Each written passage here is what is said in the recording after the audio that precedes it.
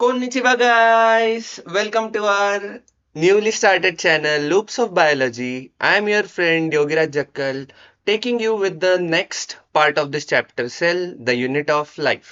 आज हम लोग सीखने वाले हैं लाइसोसोम, वैक्यूल्स, माइक्रोबॉडीज और ग्लाइकोसिसोम एग्जैक्टली होते क्या है। अगर मैं लाइसोसोम्स की बात करूंगा, सो इसको एक इंटरेस्टिंग सा नाम है, that is nothing but your suicidal bags. ठीक है, सो लाइसोसोम को ही क्या बोल सकते हैं हम लोग, सुसाइडल बैक्स। ठीक है, अब तुम लोग सुसाइड मत कर लेना आफ्टर योर नीट। ठीक है, अच्छे से एग्जाम दे दो, अच्छे मार्क्स लेके आ जाओ, और नहीं भी आए तो भी कॉन्सेप्चुअल सब्जेक्ट सीखना is very very important. So lysosome is called as suicidal bags. So इसको सुसाइडल बैक्स बोला क्यों है, क्योंकि इसके पास जो भी बायोमोलिक्यूल एंटर करेगा वो सारा का सारा उसके मोनोमेरिक फॉर्म में टूट जाएगा। यहाँ पे जो भी बायोमोलिक्यूल लाइसोसोम के अंदर एंटर करेगा वो अपने मोनोमेरिक फॉर्म में टूटने वाला है। तो लाइसोसोम आ कहां से रहे सेल में? भगवान छोड़ के गए या कुछ और प्रकृति आके छोड़ के गई? कैसे बना? So lysosomes are basically coming from Golgi apparatus। ठीक है, so this are derived from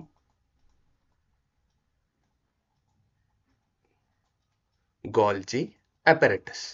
और गोल्जी apparatus हम लोग पिछले वीडियो में कवर कर चुके हैं। You can go and check out that video on my channel. So derive from Golgi apparatus। So Golgi apparatus का जो ट्रांस एंड था, सो ट्रांस एंड से हम लोगों को क्या मिल रहे थे? Modified proteins. ठीक है, and this basically enzymes present within lysosomes are nothing but proteins। so golgi apparatus के ट्रांस एंड से हम लोगों को क्या मिल रहा है? लाइसोसोम। ठीक है, अब लाइसोसोम भी कैसा है? It is a single membrane bound organelle. ठीक है, ये भी कैसा है? Single membrane bound organelle. अब सिंगल मेम्ब्रेन है मतलब हर एक को याद रहेगा that it contains two layers of phospholipid. ठीक है, इसके पास भी क्या है? दो लेयर है, किसके? फॉस्फोलिपिड मॉलिक्यूल्स के। अब नेक्स्ट पार्ट, जब कभी भी लाइसोसोम गोल्जी apparatus से बाहर निकल रहा है, so from that trans end the vesicles, the vesicle contains contains hydrolytic enzymes. अब ये क्या नई चीज है? Hydrolytic enzyme. So hydro means water, lytic means तोड़ देना। ठीक है, ये एंजाइम्स ऐसे काम करते हैं that in presence of water ये सारे के सारे बायोमोलिक्यूल्स को तोड़ सकते हैं। ठीक है, so there are three basic types of enzymes which are present, that is nothing but your amylase. अब ये जो अमाइलेस वर्ड आ जाता है, दिस इज फॉर कार्बोहाइड्रेट्स। ठीक है, ये किसको तोड़ेगा? कार्बोहाइड्रेट्स को। वही नेक्स्ट वन इज प्रोटीएस। नाम से ही समझ रहे हैं दैट एज मीन्स तोड़ना, प्रोटियो मीन्स प्रोटीन।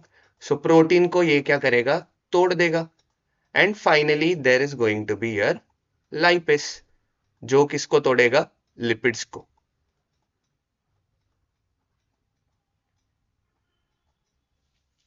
ठीक है, सो अभी हमारे पास जो तीन biomolecules, carbohydrate, proteins and lipids, this are going to break down into their respective monomers.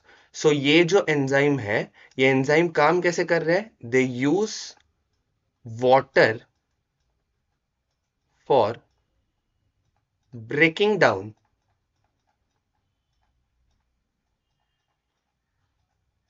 complex biomolecule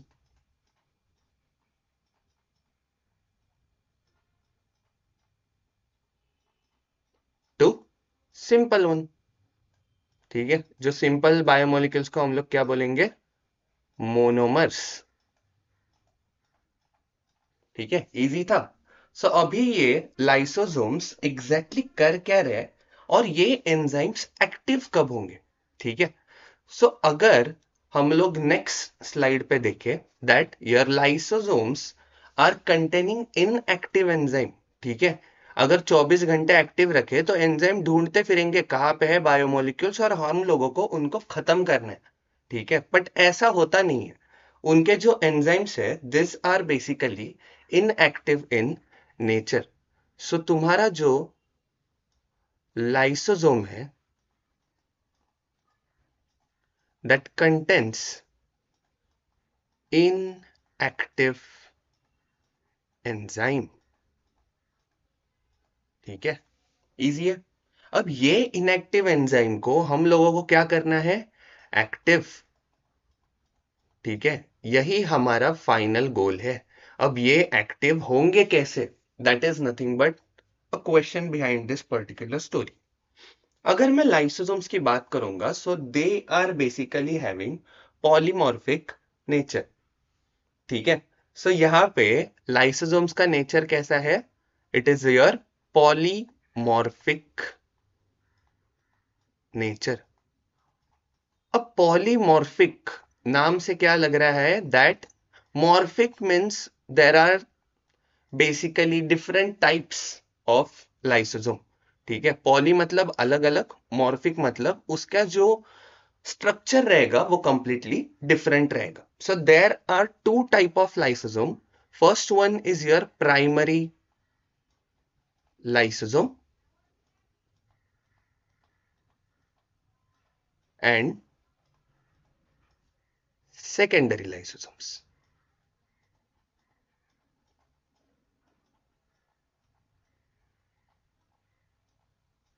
so there are two type of lysosomes. अब ये जो प्राइमरी लाइसोसोम्स है this are basically coming out from Golgi apparatus।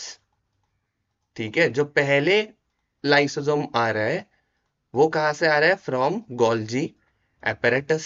But वही secondary lysosome ये बाद में बनने वाला है by fusion with some other vesicle, fusion with some other vesicle. अब ये फ्यूजन होगा तो प्राइमरी लाइसोसोम किसी ना किसी वेसिकल के साथ तो फ्यूज हो रहा है। अब ये दूसरा वेसिकल रहना कैसे चाहिए, let's see through your diagram. If suppose I am having a cell,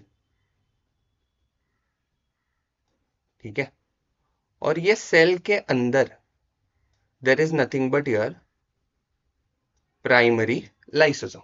अब ये प्राइमरी लाइसोसोम एकदम राह में बैठा रहता है, किसके राह में, कि कोई दूसरा वेसिकल आ जाए that contains some biomolecule that can be broken down. ठीक है, सो हमारे पास प्राइमरी लाइसोसोम किसकी राह में बैठा है, ऐसे वेसिकल के कि जिसके पास क्या रहेगा, ऐसा बायोमोलिक्यूल जिसको उसको तोड़ना है। सो ये क्या करेगा, तुरंत उस वेसिकल को देख के गाना गाना चालू करेगा, बेकरार करके हमें यूं न जाइए, आपको हमारी कसम लौट आइए, और भागने नहीं देगा वेसिकल को। ठीक है, so primary lysosome finally fuses with your vesicle containing a biomolecule that is need to be cleared out। ठीक है, और जैसे ही ये प्राइमरी वेसिकल के साथ जाके फ्यूज करेगा so this lysosome is converting into your big secondary lysosome. ठीक है, एकदम बड़ा सा कुछ सेकेंडरी लाइसोसोम में कन्वर्ट हो जाएगा। अब जैसे ही ये कन्वर्जन होगा, ठीक है, जैसे ही ये कन्वर्जन होगा तभी जाके हमारे जो भी एंजाइम्स है all those enzymes becomes active। क्यों हो गए भाई एक्टिव, ठीक है। अब ऐसा तो नहीं है कि एंजाइम को समझ रहा है कि हम लोग फ्यूज हो रहे हैं, चलो अभी हमारा काम चालू हो गया, एक्टिव हो जाते हैं। ठीक है, सो एंजाइम का function is completely dependent on pH of the solution. अब पीएच का मीनिंग किसी को मालूम है? पॉज करके एक बार कमेंट बॉक्स में मेंशन कर दो। ठीक है, pH is nothing but power of hydrogen ions.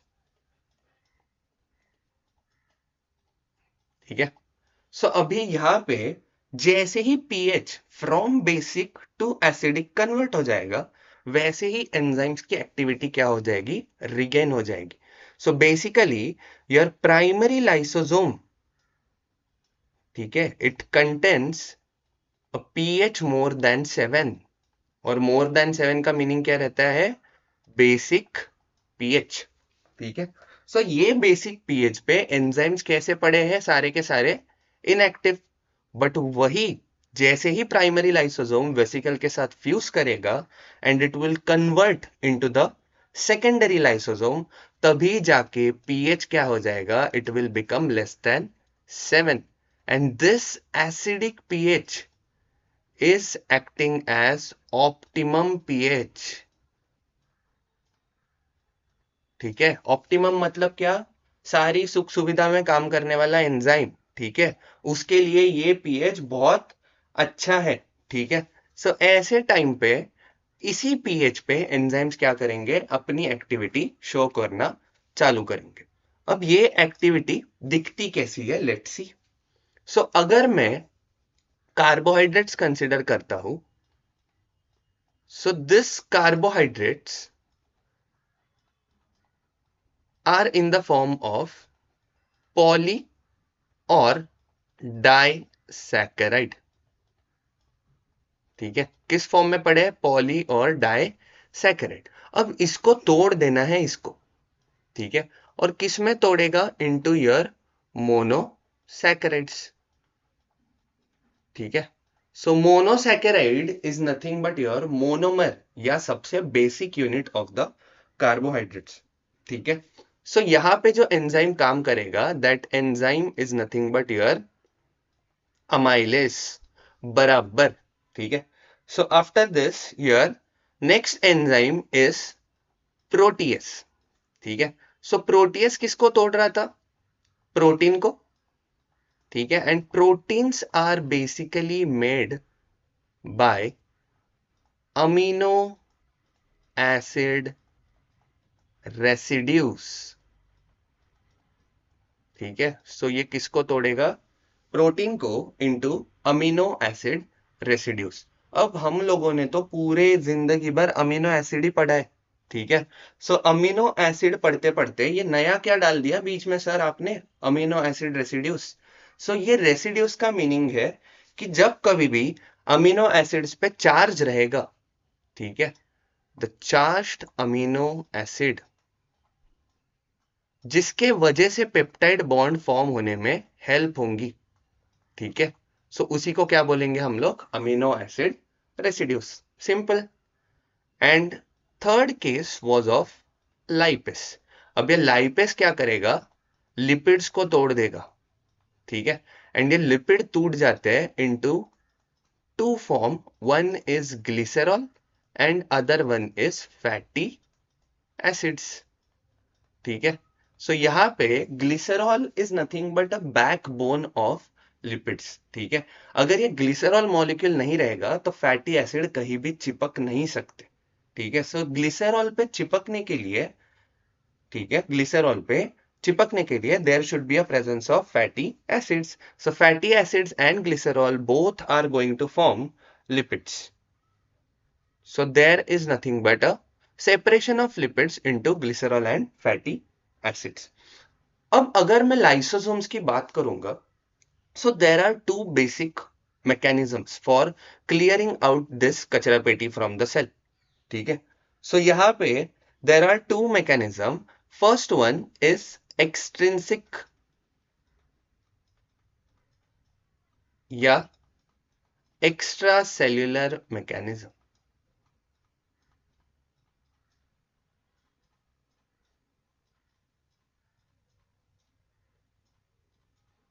ठीक है, सो अब एक्स्ट्रा सेल्यूलर मैकेनिज्म है क्या?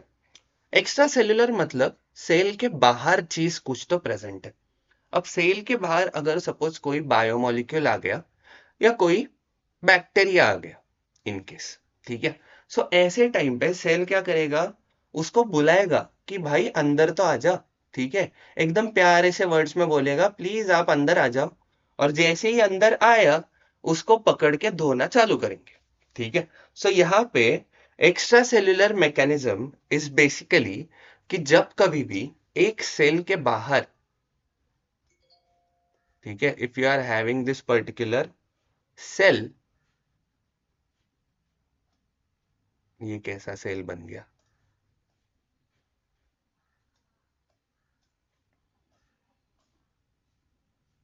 If you are having this particular cell, तो सेल के बाहर क्या पड़ा है तुम्हारा, कोई ना कोई एक biomolecule. Suppose this biomolecule is nothing but your protein और कार्बोहाइड्रेट और लिपिड्स। ठीक है, सो ये क्या करेगा, सेल के अंदर जाने का ट्राई करेगा। अब सेल तो सीधा सीधा इसको एंट्री देने से रहा।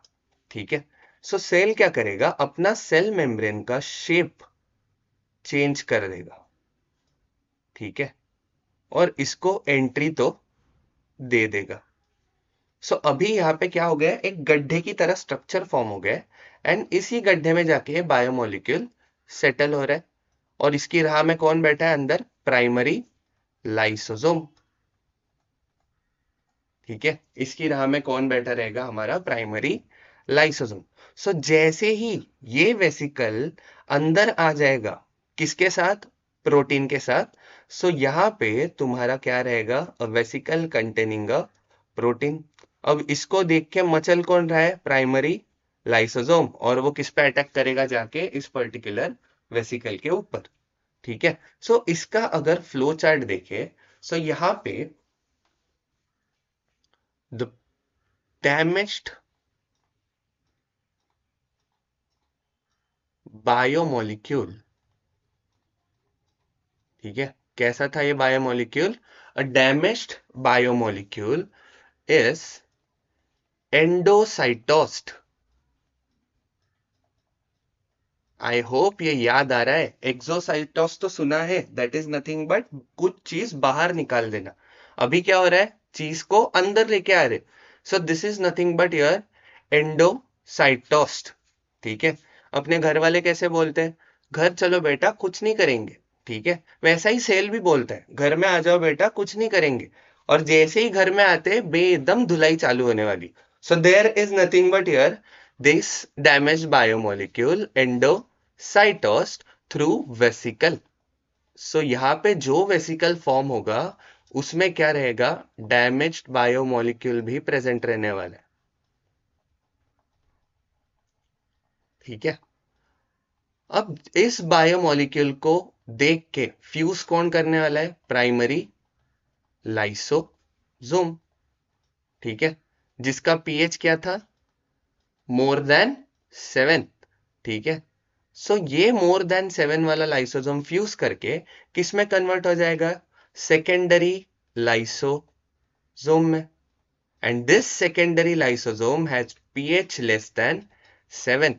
सो यहाँ पे हम लोग अगर प्रोटीन देखते रहेंगे सो प्रोटीन टूट जाएगा, कार्बोहाइड्रेट देखते रहेंगे तो कार्बोहाइड्रेट टूट जाएगा, और लिपिड्स देखते रहेंगे तो लिपिड्स टूट जाएंगे। So finally the degradation of biomolecule occurs,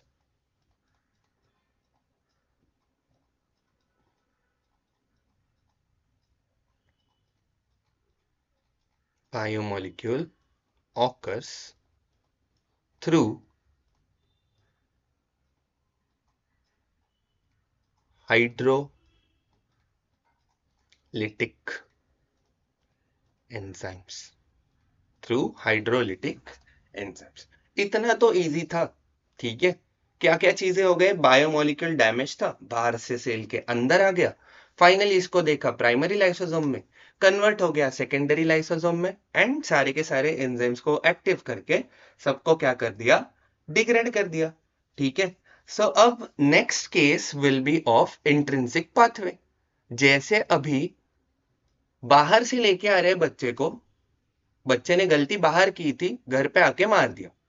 अभी घर में ही गलती कर दी है, सो भागेगा कहाँ पे। ठीक है, कहीं ना कहीं तो गलती हो गई, तो मार तो खाना ही पड़ने वाला है। So this is your intrinsic या इंट्रासेल्युलर मैकेनिज्म। अब इंट्रासेल्युलर का मीनिंग क्या रहेगा कि उसी सेल के अंदर ये मैकेनिज्म चलने वाला है। सो यहाँ पे जो भी बायोमोलिक्यूल रहेगा वो सेल के अंदर ही डैमेज्ड हुआ रहेगा। ठीक है, अब सेल के अंदर वाला सीन थोड़ा सा अलग है। यहाँ पे बस बायोमोलिक्यूल को नहीं तोड़ेंगे तो हम लोग क्या करेंगे, ऑर्गेनल को भी खत्म कर सकते हैं। ठीक है, सो देयर इज इंट्रिंसिक और इंट्रासेल्युलर मैकेनिज्म जहां पे द बायोमोलिक्यूल्स और organelles both can be degraded। ठीक है, both can be degraded। सो यहां पे बायोमोलिक्यूल्स को तोड़ने की प्रोसेस तो आसान है। ठीक है, कि तुम्हारे पास there is autophagic vacuoles. Autophagic vacuoles नहीं, वेसिकल्स। ठीक है, autophagic vesicles are going to form. अब ये ऑटोफैजिक वेसिकल, फैजिक यानी एंगल्फ करने वाले, ऑटो मतलब खुद ने बनाए हुए। ठीक है, सो ऐसे वेसिकल जो खुद से बन रहे हैं टू डिग्रेड बायोमोलिक्यूल्स या ऑर्गेनल, तो वो क्या रहते हैं, ऑटोफैजिक वेसिकल। और इसी चीज को नोबेल मिला हुआ है। ठीक है, सो आगे बढ़ते हैं। अब ये सिस्टम चल कैसे रहा है, पहले तो विद इन अ सेल। ठीक है, अगर मैं एक सेल ड्रॉ कर लेता हूं, सो इसी सेल के अंदर हमारे पास क्या है, पहले से ही वेसिकल है that contains your damaged biomolecule. इसको किसने देखा वापस, प्राइमरी लाइसोसोम ने पकड़ लिया और किसमें कन्वर्ट हो गया, इनटू सेकेंडरी लाइसोसोम। सो यहां पे सेम चीज चल रहा है that within a cell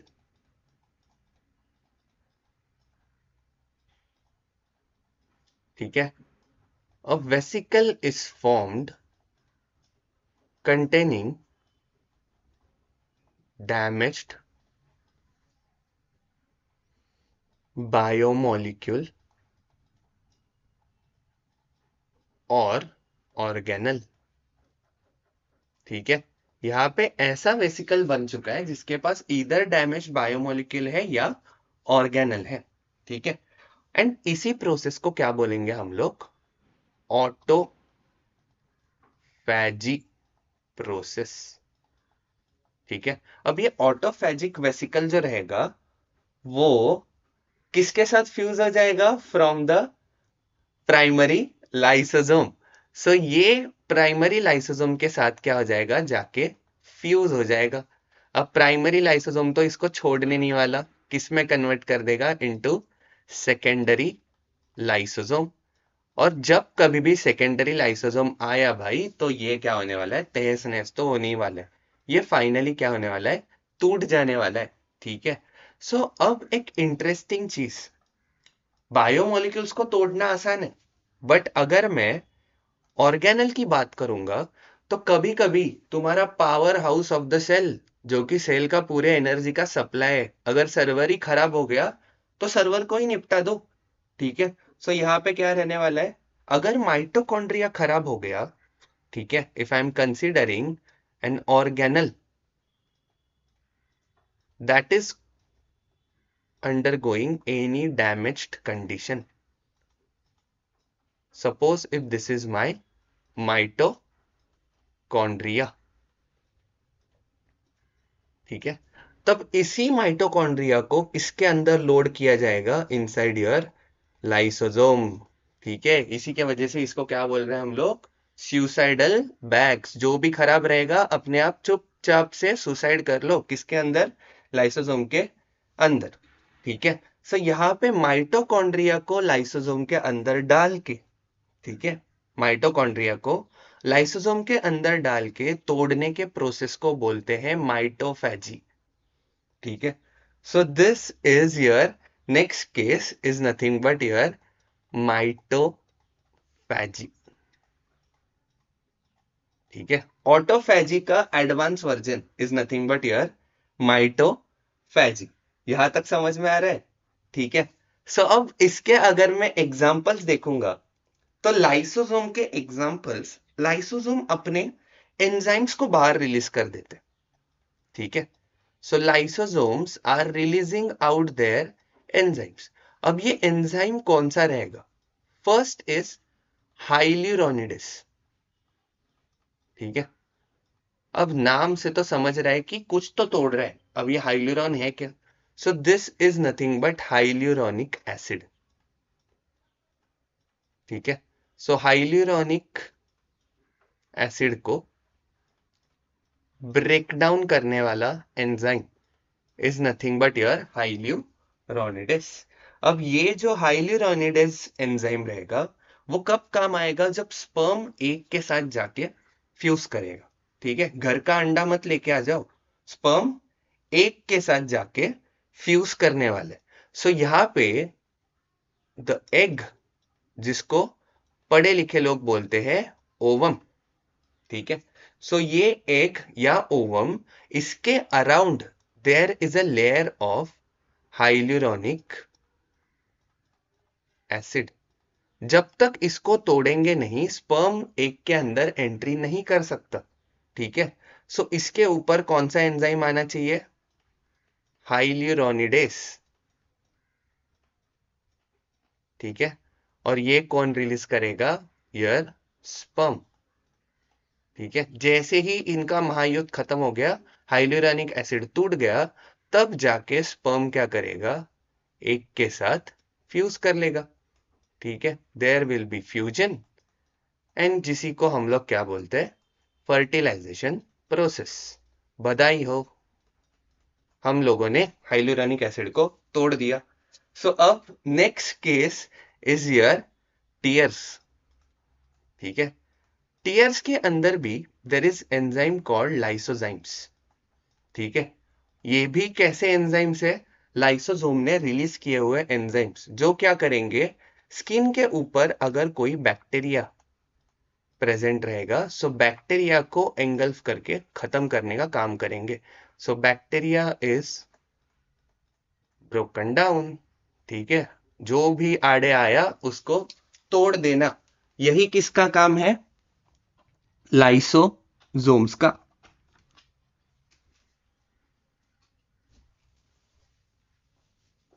ठीक है, ये हो गई कहानी हमारे पास लाइसोसोम्स की। ठीक है, अब ये छोड़ के तुम्हारे दिमाग में एक तो क्वेश्चन आना चाहिए था, जो किसी ने कमेंट में तो पूछा रहने नहीं वाला। ठीक है, सो अगर मैं लाइसोसोम्स के बारे में बात करता हूं, सो एसिडिक पीएच में एंजाइम्स तो एक्टिव हो रहे हैं, और एंजाइम्स जो भी बायोमोलिक्यूल आ रहा है उसको तोड़ रहे हैं। So why don't they attack on the lysosome itself? ठीक है, लाइसोसोम के पास भी तो प्रोटीन्स है, उसके पास भी तो लिपिड्स है, तो उसको क्यों नहीं तोड़ पा रहे?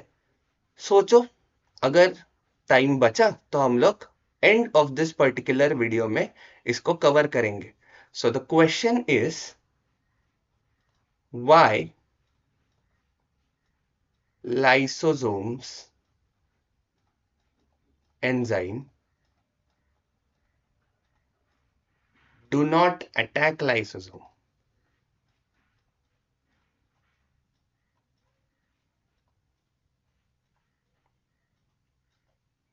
ठीक है, next part of this video is vacuoles. अब वैक्यूल्स एक एम्प्टी स्पेस है। ठीक है, और जैसे ही एम्प्टी स्पेस रहा तो उसके अंदर हम लोग क्या करेंगे? स्टोरिंग करना चालू करेंगे। ठीक है, so vacuole is also called as storing unit of the cell.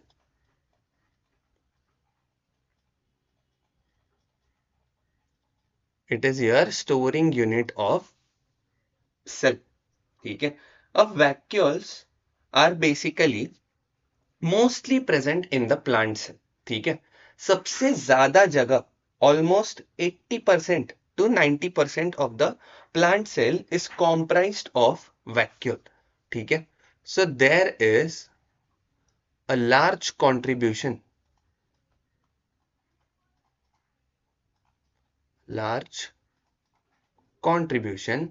is given inside your plant cell.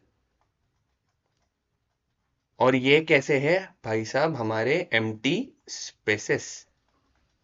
ठीक है. सो अब एम्प्टी स्पेस रहेगा तो ऐसा थोड़ी है कि इसको खुले में ऐसा ही छोड़ दिया.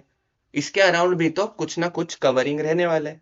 सो that covering is known as tonoplast. ठीक है.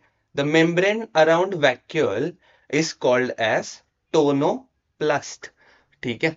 So this empty space is surrounded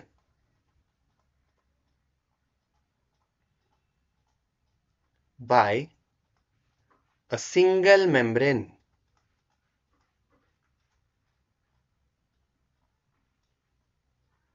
called tonoplast. ठीक है. अब ये वैक्यूल्स के अंदर क्या क्या चीजें जमा हो रही है. ठीक है. There is a central big vacuole inside a plant cell. So plants के अंदर जो भी वेस्ट मटेरियल रहेगा, एक्सेसिव फूड रहेगा या वाटर रहेगा या फिर there are some pigments related to petals. ठीक है. सो पेटल के जो अलग अलग कलर रहेंगे उसके pigments, waste material, food material और वाटर. ठीक है. And there is one more thing that is cell sap. ठीक है. ये सारी चीजें कहाँ पे स्टोर्ड रहेगी? Within your vacuoles. So vacuole contents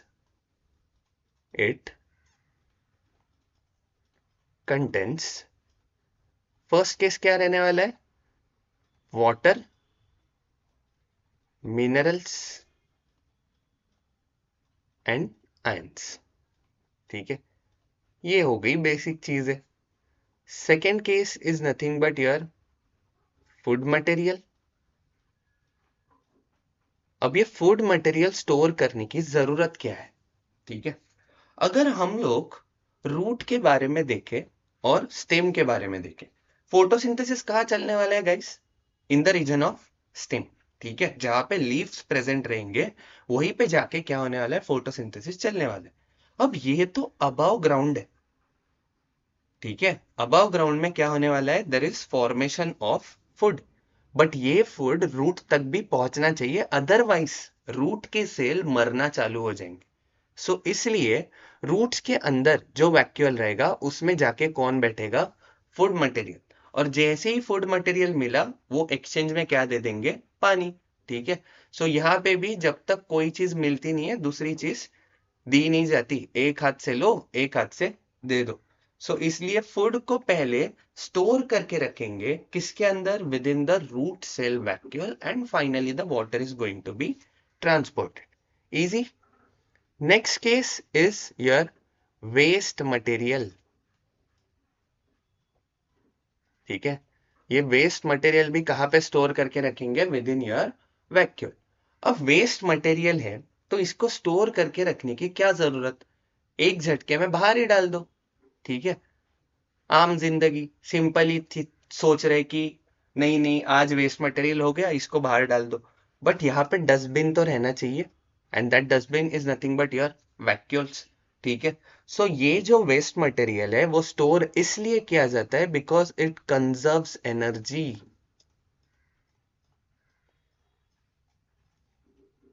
ठीक है. अपनी एनर्जी फालतू में एक एक वेस्ट मटेरियल के लिए प्लांट खर्चा नहीं करेगा. ठीक है. तुम्हें ही बोल दिया कि रोज बाहर जाके वेस्ट मटेरियल डाल दो. ठीक है. अब रोज बाहर जाने के मिलेंगे तुम लोगों को, देने पड़ेंगे तुम लोगों को सपोज 60 रुपए और एक झटके में ही देने के पड़ेंगे 10 रुपए. क्या करोगे? ठीक है. 10 रुपए वाले ही ऑप्शन प्रेफर करोगे. क्यों? क्योंकि सबको पैसा बचाना है. वैसे ही प्लांट्स को भी अपनी एनर्जी क्या करनी पड़ेगी? कंजर्व करनी पड़ेगी. और उसके वजह से क्या करेंगे? वो लोग सारा वेस्ट मटेरियल वैक्यूल के अंदर भर देंगे और जैसे ही ये वेस्ट मटेरियल ज्यादा हो जाएगा फाइनली उसको सेल के बाहर रिलीज कर देंगे. ठीक है. Next case is nothing but your pigments. ठीक है। अब ये पिगमेंट्स पेटल्स के ऊपर अलग अलग कलर में फॉर्म होके दिख के आते हैं। ठीक है। सो पिगमेंट्स आर जनरली पेटल्स के कलर के पिगमेंट्स क्या हो जाएंगे, स्टोर हो जाएंगे। और पेटल्स को ही पढ़े लिखे लोग क्या बोलेंगे, करोला। ठीक है। So corolla is nothing but your petals, जिसके colourful pigments are stored within the vacuoles. और जैसे ही प्लांट डेवलप होता जाएगा, finally this pigments are release and settle within the petal itself, जो क्या करेगा, अट्रैक्शन ऑफ इंसेक्ट के लिए काम में आएगा। अच्छे अच्छे कपड़े पहनी हुई लड़की देखी कि नहीं, पीछे पड़ जाओगे। ठीक है। सो वैसे ही यहाँ पे कुछ तुम्हारे कलरफुल पिगमेंट्स जो क्या रहेंगे, पेटल्स के ऊपर रहेंगे, तो उसको देख के ऐसे ही भौरे सारे इंसेक्ट उसके पीछे पड़ जाते। ठीक है। So afterwards there is your case of vacuole present in animal cell. ठीक है। अगर मैं एनिमल सेल्स के अंदर बात करता हूं, so animal cell does not have any large vacuole. ठीक है। जो भी वैक्यूल है वो कैसे, एकदम छोटे छोटे साइज में। ठीक है। सो यहाँ पे जो भी वैक्यूल्स रहेंगे वो कैसे रहेंगे, एकदम छोटे साइज में रहेंगे। ठीक है। इसलिए इनका नाम क्या रखा है, कॉन्ट्रैक्टाइल वैक्यूल्स। ठीक है।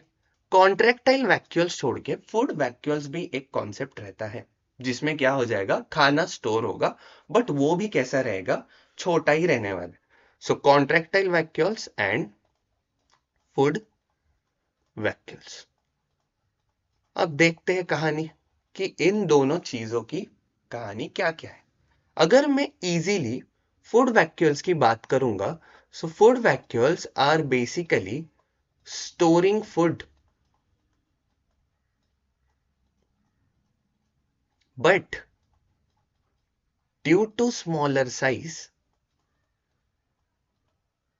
due to smaller size, the food material is also less in quantity. ठीक है। फूड मटेरियल की क्वांटिटी क्या रहने वाली है, बहुत कम रहने वाली। वही अगर मैं कॉन्ट्रैक्टाइल वैक्यूल्स की बात करता हूं, सो सपोज सेल के अंदर बहुत ज्यादा पानी हो गया है। ये जो डायग्राम दिख रहा है ये किसका है, हमारे अमीबा का। ठीक है। सो यहाँ पे जैसे ही कॉन्ट्रैक्टाइल वैक्यूल्स की बात आएगी, सो ये क्या करेगा, it helps to remove out excess water. ठीक है। अब सेल के अंदर बहुत ज्यादा पानी हो गया, suppose this is my cell, और सेल के अंदर क्या हो गया, ये कॉन्ट्रैक्टाइल वैक्यूल और पानी बहुत ज्यादा हो गए। सो ये एक्स्ट्रा पानी किसके अंदर चला जाएगा, कॉन्ट्रैक्टाइल वैक्यूल के पास। अब ये वैक्यूल का मेम्ब्रेन और सेल मेम्ब्रेन ऑलमोस्ट रिजेंबल करते। सो जो भी चीजें रिजेंबल करेगी वो जाके क्या हो जाएगी, फ्यूज हो जाएगी ऑन द सेल मेम्ब्रेन। ठीक है। सो यहाँ पे क्या हो जाएगा, तुम्हारा सेल एक कैविटी टाइप स्ट्रक्चर बना देगा, that will help to exocytosed out water out of the cell। ठीक है। सो यहाँ पे due to the fusion of contractile vacuole the excessive water will be remove out. अब जरूरत क्या पड़ी एक्सेसिव वाटर बाहर निकालने की, अगर वाटर बाहर निकाला नहीं, so this water is nothing but your fluid. और बेसिक फिजिक्स के कॉन्सेप्ट में ये तो पढ़ा रहेगा कि कोई भी फ्लूइड अपने वॉल्स के ऊपर प्रेशर अप्लाई करना चालू कर देते हैं। ठीक है। पास्कल्स भाई यही बता रहे थे। सो यहाँ पे तुम्हारा जो भी वाटर है वो क्या करेगा, सेल मेम्ब्रेन के ऊपर प्रेशर जनरेट करना चालू करेगा, and that might burst your cell. ठीक है। सो एक्सेस पानी के वजह से सेल फट सकता है। सो इसलिए जो भी एक्सेस पानी है उसको क्या करना पड़ेगा, सेल के बाहर रिलीज करना पड़ेगा। So to avoid excess pressure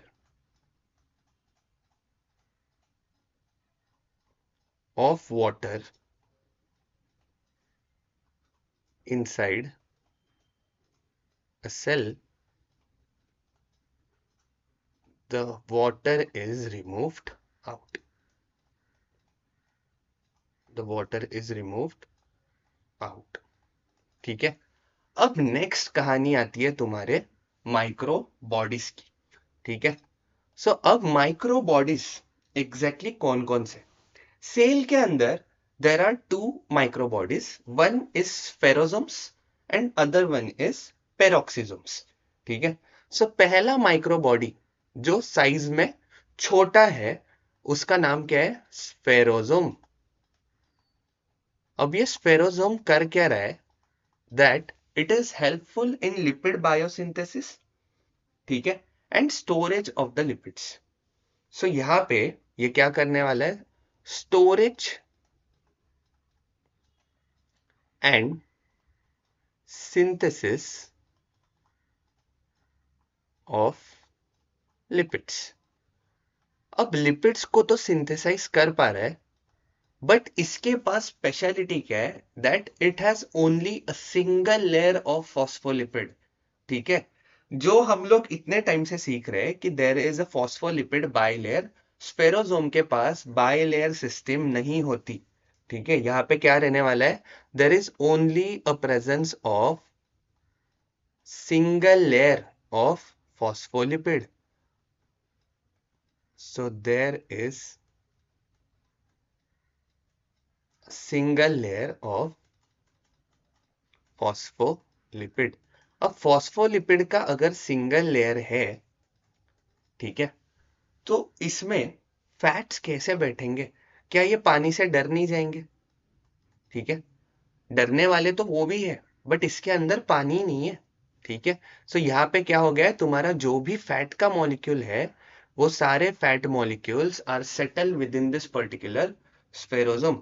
जब कभी भी सेल को नेसेसिटी होगी फैट्स की, तब जाके ये क्या करेंगे? फैट्स को रिलीज करेंगे। ठीक है। So there is interaction between fatty acid tail and the lipids formed within the spherosome. So there is interaction between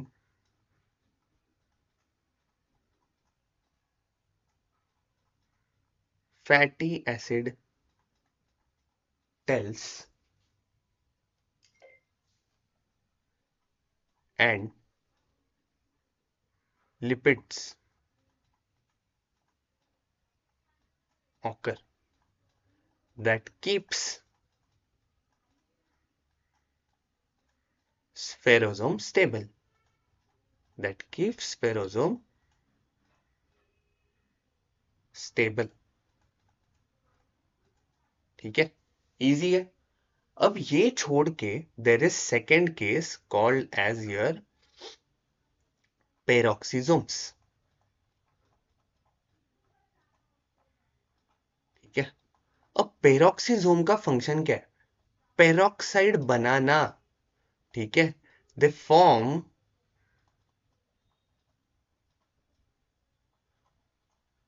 hydrogen peroxide. ठीक है। अब ये जो हाइड्रोजन पेरोक्साइड है, this is toxic in nature. ठीक है। सो जो भी ऑक्सीजन रहेगा, ये ऑक्सीजन को किसके साथ रिएक्ट करवाएंगे? With water, and they are basically forming your peroxide. ठीक है। या फिर they able to remove hydrogen from substrate. They are able to remove hydrogen from substrate, जो सबसे ज्यादा चलने वाला है, टू फॉर्म पेरोक्साइड। ठीक है। अब हाइड्रोजन निकालना मतलब ये प्रोसेस कौन सा हो रहा है? Oxidation.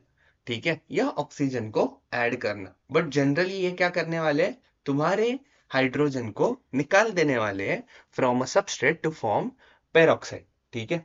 That helps to prevent formation of oxygen free radical. Prevents formation of oxygen free radical. अब ये जो ऑक्सीजन फ्री रेडिकल है, ये कैसा है? अपने अकेले बंदे जैसा, ठीक है, कोई पार्टनर ही नहीं है। तो ये क्या करेगा? तबाही मचाना चालू करेगा। आजू बाजू हर एक के पास पार्टनर है, मेरे पास ही पार्टनर नहीं है। तो ये क्या करेगा? सेल के अंदर म्यूटेशंस दिखाना चालू कर सकता है। सो इसलिए इसको पकड़ के किसमें कन्वर्ट कर दो? पेरोक्साइड के अंदर। बट पेरोक्साइड भी तो टॉक्सिक है, ठीक है। So this peroxide is also toxic for the cell.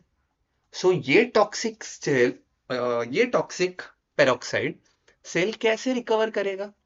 ठीक है, that this peroxisomes are converting this peroxide again into your water and half O2 molecule, ठीक है। सो यहाँ पे फाइनली मेरे पास क्या बनेगा? Water, which is the stable molecule in the biological system. सबसे ज्यादा स्टेबल मॉलिक्यूल अगर बायोलॉजिकल सिस्टम में रहेगा तो वो कौन है? वाटर, ठीक है। एंड फाइनली मेरे पास क्या मिलेगा? ऑक्सीजन भी मिल जाएगा। That oxygen can be used in the further metabolism processes. Next case is your glyoxysomes. अब ये ग्लाइऑक्सिसोम्स भी कैसे है? This are single membrane bound organelles. Single membrane bound organelles. अब इसकी केस एक अलग ही रंग लाने वाली है। ये क्या करेंगे कि तुम्हारे जो भी फैटी एसिड्स रहेंगे उन फैटी एसिड्स को शुगर्स में कन्वर्ट कर देंगे, ठीक है। सो इनका काम क्या है? जो भी फैटी एसिड्स प्रेजेंट रहेंगे उसको किस में कन्वर्ट कर दो? Into your sugars. और यही शुगर फाइनली क्या देंगे हम लोगों को? एनर्जी जनरेशन में काम आने वाले, ठीक है। This are finally helpful in the energy generation.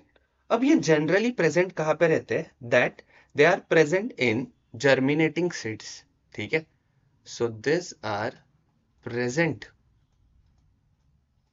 In germinating seeds. अब अगर मैं जर्मिनेटिंग सीड्स की बात करता हूं, मतलब ये सीड्स अभी अपनी डोरमेंसी ब्रेक करने वाले एंड फाइनली कन्वर्ट होने वाले हैं विद इन द प्लांट, ठीक है। सो ये जर्मिनेटिंग सीड्स के अंदर there should be an embryo, जिसको क्या चाहिए? कंटिन्यूअस एनर्जी चाहिए फॉर द सेल डिवीजन, ठीक है। So if suppose this is my germinating seed, ठीक है, और ये सीड के पास एक रीजन में क्या पड़ा है? हमारा एम्ब्रियो। अब ये एम्ब्रियो को क्या करना पड़ेगा? इट शुड बी ग्रो, ठीक है। और ग्रो होने के बाद यहां पे क्या दिखना चाहिए? Cell division. And this cell division will require energy. और ये एनर्जी किस फॉर्म में रहने वाला है? In the form of ATP, ठीक है। अब एटीपी जनरेट करना है, मतलब मुझे क्या फॉर्म करना पड़ेगा? कैटाबॉलिज्म, ठीक है। सो यहाँ पे वही सारी चीजें हम लोग क्या कर रहे हैं? एक कोऑर्डिनेटेड मैनर में देख रहे हैं। सो कैटाबॉलिज्म तो रन करेगा, ठीक है। बट ये कैटाबॉलिज्म कहाँ पे रन होगा? Suppose if there is a presence of peroxisome, ठीक है, जो क्या बना रहा है? फैटी एसिड्स को बना रहा है। ये फैटी एसिड्स कहाँ रिलीज हो जाएंगे? within the matrix of this particular ग्लाइऑक्सीजोम, जिस पे अटैक कौन करने वाला है? तुम्हारा ग्लाइऑक्सीजोम, ठीक है। सो ग्लाइऑक्सीजोम आ गया और ये फैटी एसिड को किस में कन्वर्ट कर दिया? Inside a sugar. और ये शुगर यूटिलाइज किसने किया? बाय द एम्ब्रियो, ठीक है। So your sugar is a primary source of energy with in the body, ठीक है। वैसे ही ग्लाइऑक्सीजोम्स क्या कर रहे हैं? शुगर फॉर्मेशन में हेल्प कर रहे हैं and that sugar can be used up by the growing embryo inside germinating seeds, ठीक है। So the sugar acts as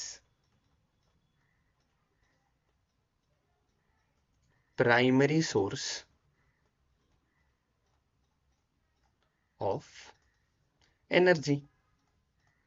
ठीक है, अगर ये प्राइमरी सोर्स ऑफ एनर्जी है then it undergoes catabolism undergoes catabolism and generates energy and generates energy। सो यही तो बात थी कि एनर्जी फाइनली जनरेट हो गई। किसको दे दी? हम लोगों ने एम्ब्रियो को। उसका ग्रोथ भी दिखा, सेल डिवीजन भी दिखी and finally the plant has been germinated. ठीक है, अब हमारा एक क्वेश्चन बाकी था। ठीक है, वो कौन सा था? That is nothing but your why lysosomes enzyme do not attack on lysosome. ठीक है, सो कोई भी अगर हम लोग लाइसोसोम की बात करते हैं, ठीक है, सो दैट लाइसोसोम के पास जितने भी बायोमोलिक्यूल्स प्रेजेंट रहेंगे on there membrane, this are acid tolerant membranes. ठीक है, so changing pH is not going to affect on the lysosome और इसके वजह से ये एंजाइम उन पे काम नहीं कर सकते। ठीक है, there is a acid tolerance ability जिसके वजह से सेल्फ अटैक दिखेगा नहीं। ठीक है, अब अगर मैं लाइसोसोम्स बॉडी में खराब हो जाए तो क्या हो जाएगा इसकी बात करूं। ठीक है, सो यहाँ पे ऐसा तो नहीं है कि लाइसोसोम्स हमेशा ही अच्छे काम करेंगे। ठीक है, अगर सपोज लाइसोसोम खुद खराब हो गया, so that can cause a disease called as Tay Sachs disorder. ठीक है, अब ये क्या है, कैसे काम करेगा, we will be covering that in the question part. ठीक है, सो तब तक के लिए चैनल पे बने रहिएगा एंड आपका सपोर्ट ऐसे ही दिखाते रहिएगा।